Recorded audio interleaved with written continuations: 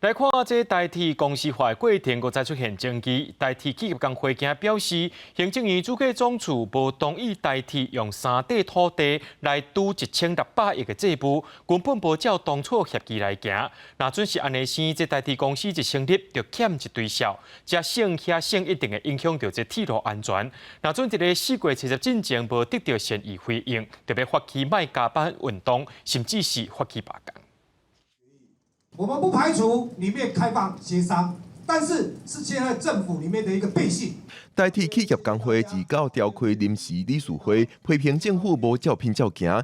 行政院主计总处无同意代替以3地地来偿还1600多亿的债务，要求代替要提出更较侪土地。但是工会指出，这无照当初时的承诺行，呛下要搁发起卖加班运动，甚至是罢工。之前跟交通部的协定是，公司告牌必须债务归零。 那如果要成立偿债基金的话，就是先前我们的共识，就是那3块沿线的土地去做一个偿债基金。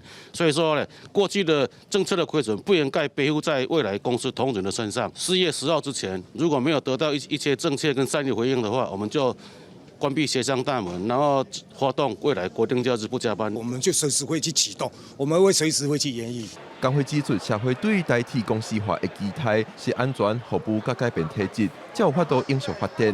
若工会诉求无法度达成，公司拄成立就欠这么济效，根本无法度确保行车的安全。只要在1600亿负债在借这家公司里面他会把所有的一些设备啦、人员啦、人流啦里面前面去做一些那精简的部分里面来讲话，相对应该这些的项目里面来讲绝对安全就会失焦了。28年不调整票价，我们配合政府的一些政策的一个负债的一个方向性里面要求来做未来公司做一个偿还的一个目标的情况下其实这是很为难的一件事情而已。记者参行政院指接，但是行政院方面并无提出回应。也那代替局是表示，对工会诉求已经有掌握甲了解。行政主计总处也有伫代替公司化推动汇报内底提出明确的意见，会继续凝聚共识，希望圆满处理。记者郭文条随台北报道。